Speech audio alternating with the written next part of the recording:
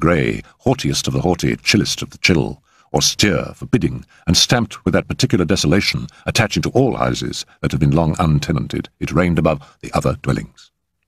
In any other town it would have been freely labelled haunted, but Wayminster was averse from ghosts, and considered them hardly respectable, except at the appanage of a county family. So number 19 was never alluded to as a haunted house, but nevertheless it remained, year after year, to be let or sold. Mrs. Lancaster looked at the house with approval as she drove up with a talkative house agent who was in an unusually hilarious mood at the idea of getting number 19 off his books. He inserted a key in the door, without ceasing his appreciative comments. "How long has the house been empty?" inquired Mrs. Lancaster, cutting short his flow of language rather brusquely. Mr. Radish, of Radish and Foplow, became slightly confused. Some time," he remarked blandly. "So I should think," said Mrs. Lancaster dryly. The dimly lighted hall was chill with a sinister chill. A more imaginative woman might have shivered, but this woman happened to be eminently practical. She was tall, with much dark brown hair just tinged with grey, and rather cold blue eyes. She went over the house from attic to cellar, asking a pertinent question from time to time. The inspection over, she came back into one of the front rooms looking out on the square, and faced the agent with a resolute mien. "What is the matter with the house?" Mr. Radish was taken by surprise. "Of course, an unfurnished house is always a little gloomy," he parried feebly. "Nonsense," said Mrs. Lancaster. "The rent is ridiculously low for such a house, purely nominal. There must be some reason for it. I suppose the house is haunted." Mr. Radish gave a nervous little start, but said nothing. Mrs. Lancaster eyed him keenly. After a few moments she spoke again. "Of course that is all nonsense. I don't believe in ghosts or anything of that sort, and personally it is no deterrent to my taking the house. But servants, unfortunately, are very credulous and easily frightened. It would be kind of you to tell me exactly what thing is supposed to haunt this place." I really don't know," stammered the house agent. "I am sure you must," said the lady quietly. "I cannot take the house without knowing. What was it? A murder?" "Oh, no," cried Mr. Radish, shocked by the idea of anything so alien to the respectability of the square. It's only a child." "A child?" "Yes. I don't know the story exactly," he continued reluctantly. "Of course, there are all kinds of different versions, but I believe that about 30 years ago a man going by the name of Williams took number 19. Nothing was known of him. He kept no servants, he had no friends, he seldom went out in the daytime. He had one child, a little boy. After he had been there about 2 months, he went up to London and had barely set foot in the metropolis before he was recognised as being a man wanted by the police on some charge. Exactly what, I do not know. But it must have been a grave one, because sooner than give himself up, he shot himself. Meanwhile, the child lived on here, alone in the house. He had food for a little time, and he waited day after day for his father's return. Unfortunately, it had been impressed upon him that he was never under any circumstances to go out of the house or speak to anyone. He was a weak, ailing little creature, and didn't dream of disobeying this command. In the night, the neighbours, not knowing that his father had gone away, often heard him sobbing in the awful loneliness and desolation of the empty house." Mr. Radish paused. "And, the child starved to death," he concluded, in the same tones as he might have announced that it had just begun to rain. "And it is the child's ghost that is supposed to haunt the place?" asked Mrs. Lancaster. "It's nothing of consequence, really," Mr. Radish hastened to assure her. "There's nothing seen, not seen. Only people say, ridiculous of course, but they do say they hear the child crying, you know." Mrs. Lancaster moved towards the front door. "I like the house very much," she said. "I shall get nothing as good for the price. I will think it over and let you know." "It really looks very cheerful, doesn't it, Papa?" Mrs. Lancaster surveyed her new domain with approval. Gay rugs, well-polished furniture, and many knick-knacks had quite transformed the gloomy aspect of number 19. She spoke to a thin, bent old man with stooping shoulders and a delicate, mystical face. Mr. Winburn did not resemble his daughter. Indeed, no greater contrast could be imagined than that presented by her resolute practicalness and his dreamy abstraction. "Yes," he answered with a smile. "No one would dream the house was haunted." "Papa, don't talk nonsense. On our first day, too." Mr. Winburn smiled. "Very well, my dear. We will agree that there are no such things as ghosts. And please," continued Mrs. Lancaster, "don't say a word before Jeff. He's so imaginative." Jeff was Mrs. Lancaster's little boy. The family consisted of Mr. Winburn, his widowed daughter, and Geoffrey. Rain had begun to beat against the window, pitter-patter, pitter-patter. "Listen," said Mr. Winburn. Is it not like little footsteps? It is more like rain, said Mrs. Lancaster, with a smile. But that is a footstep, cried her father, bending forward to listen. Mrs. Lancaster laughed outright. Mr. Winburn was obliged to laugh too. They were having tea in the hall, and he had been sitting with his back to the staircase. He now turned his chair round to face it. Little Geoffrey was coming down rather slowly and sedately, with a child's awe of a strange place. The stairs were of polished oak, uncarpeted. He came across and stood by his mother. Mr. Winburn gave a slight start. As the child was crossing the floor, he distinctly heard another pair of footsteps on the stairs, as of someone following Geoffrey. Dragging footsteps. Curiously painful they were. Then he shrugged his shoulders incredulously. The rain, no doubt, he thought. I'm looking at the sponge cakes, remarked Geoff with the admirably detached air of one who points out an interesting fact. His mother hastened to comply with the hint. Well, sonny, how do you like your new home? She asked. Lots, replied Geoffrey, with his mouth generously filled. Pounds and pounds and pounds. After this last assertion, which was evidently expressive of the deepest contentment, he relapsed into silence, only anxious to remove the sponge cake from the sight of man in the least time possible. Having bolted the last mouthful, he burst forth into speech. Oh, mummy, there's attics here, Jane says, and can I go at once and explore them? And there might be a secret door. Jane says there isn't, but I think there must be. And anyhow, I know there'll be pipes. Water pipes, with a face full of ecstasy. And can I play with them? I don't know, can I go and see the boiler? He spun out the last word with such evident rapture that his grandfather felt ashamed to reflect that this peerless delight of childhood only conjured up to his imagination the picture of hot water that wasn't hot, and heavy and numerous plumbers' bills. We'll see about the attics tomorrow, darling, said Mrs. Lancaster. Suppose you fetch your bricks and build a nice house, or an engine. Don't want to build a house. House or engine, either. Build a boiler, suggested his grandfather. Geoffrey brightened. With pipes? Yes, lots of pipes. Geoffrey ran away happily to fetch his bricks. The rain was still falling. Mr. Winburn listened.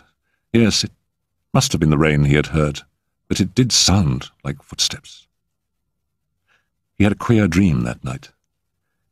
He dreamt that he was walking through a town, a great city it seemed to him, but it was a children's city. There were no grown-up people there, nothing but children, crowds of them. In his dream they all rushed to the stranger, crying, Have you brought him? It seemed that he understood what they meant and shook his head sadly.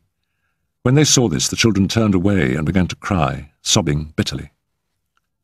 The city and the children faded away, and he awoke to find himself in bed, but the sobbing was still in his ears. Though wide awake, he heard it distinctly, and he remembered that Geoffrey slept on the floor below, while this sound of a child's sorrow descended from above. He sat up and struck a match. Instantly, the sobbing ceased. Mr. Winburn did not tell his daughter of the dream or its sequel. That it was no trick of his imagination he was convinced. Indeed, soon afterwards he heard it again in the daytime. The wind was howling in the chimney, but this was a separate sound, distinct, unmistakable. Pitiful little heartbroken sobs. He found out, too, that he was not the only one to hear them. He overheard the housemaid saying to the parlour-maid that she didn't think as that there nurse was kind to Master Geoffrey. She heard him crying his heart out only that morning. Geoffrey had come down to breakfast and lunch, beaming with health and happiness, and Mr. Winburn knew that it was not Geoff who had been crying, but that other child whose dragging footsteps had startled him more than once. Mrs. Lancaster alone never heard anything. Her ears were not perhaps attuned to catch sounds from another world. Yet one day she also received a shock. "Mummy," said Geoff plaintively, "I wish you'd let me play with that little boy." Mrs. Lancaster looked up from her writing table with a smile. "What little boy, dear?" "I don't know his name. He was in our attic, sitting on the floor crying, but he ran away when he saw me. I suppose he was shy," with slight contempt, "not like a big boy. And then, when I was in the nursery, building, I saw him standing in the door watching me build, and he looked so awful lonely and as though he wanted to play with me. I said, 'Come and build a engine.' But he didn't say nothing, just looked as though he saw a lot of chocolates and his mummy had told him not to touch them." Geoff sighed, sad personal reminiscences evidently recurring to him. "But when I asked Jane who he was and told her I wanted to play with him, she said that there wasn't no little boy in the house and not to tell naughty stories. I don't love Jane at all." Mrs. Lancaster got up. Jane was right. There was no little boy. "But I saw him. Oh, Mummy, do let me play with him. He did look so awful lonely and unhappy. I do want to do something to make him better." Mrs. Lancaster was about to speak again, but her father shook his head. "Jeff," he said very gently, "that poor little boy is lonely, and perhaps you may do something to comfort him. But you must find out how by yourself, like a puzzle, do you see?" "Is it because I'm getting big I must do it all my lone?" "Yes, because you are getting big." As the boy left the room, Mrs. Lancaster turned to her father impatiently. "Papa, this is absurd, to encourage the boy to believe the servants' idle tales." "No servant has told the child anything," said the old man gently. "He's seen what I hear, what I could see, perhaps, if I were his age." "But it's such nonsense. Why don't I see it or hear it?" Mr. Winburn smiled, a curiously tired smile, but didn't reply. "Why?" repeated his daughter. "And why did you tell him he could help the thing? It's also impossible." The old man looked at her with his thoughtful glance. "Why not?" he said. "Do you remember these words? What lamp has destiny to guide her little children stumbling in the dark?" "A blind understanding," Heav'n replied. Geoffrey has that, a blind understanding. All children possess it.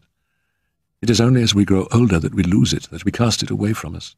Sometimes when we are quite old, a faint gleam comes back to us, but the lamp burns brightest in childhood. That is why I think Geoffrey may help. "I don't understand," murmured Mrs. Lancaster feebly. "No more do I. That child is in trouble and wants to be set free. But how? I do not know, but it's awful to think of it sobbing its heart out. A child." A month after this conversation, Geoffrey fell very ill. The east wind had been severe, and he was not a strong child. The doctor shook his head and said that it was a grave case. To Mr. Winburn he divulged more, and confessed that the case was quite hopeless. The child would never have lived to grow up under any circumstances, he added. There has been serious lung trouble for a long time. It was when nursing Jeff that Mrs. Lancaster became aware of that other child. At first the sobs were an indistinguishable part of the wind, but gradually they became more distinct, more unmistakable. Finally, she heard them in moments of dead calm, a child's sobs, dull, hopeless, heartbroken. Jeff grew steadily worse, and in his delirium he spoke of the little boy again and again. "I do want to help him get away, I do," he cried. Succeeding the delirium, there came a state of lethargy. Geoffrey lay very still, hardly breathing, sunk in oblivion. There was nothing to do but wait and watch. Then there came a still night, clear and calm, without one breath of wind. Suddenly, the child stirred, his eyes opened. He looked past his mother toward the open door. He tried to speak, and she bent down to catch the half-breathed words. "All right, I'm coming," he whispered. Then he sank back. The mother felt suddenly terrified. She crossed the room to her father. Somewhere near them the other child was laughing. Joyful, contented, triumphant, and silvery laughter echoed through the room. I'm frightened, she moaned.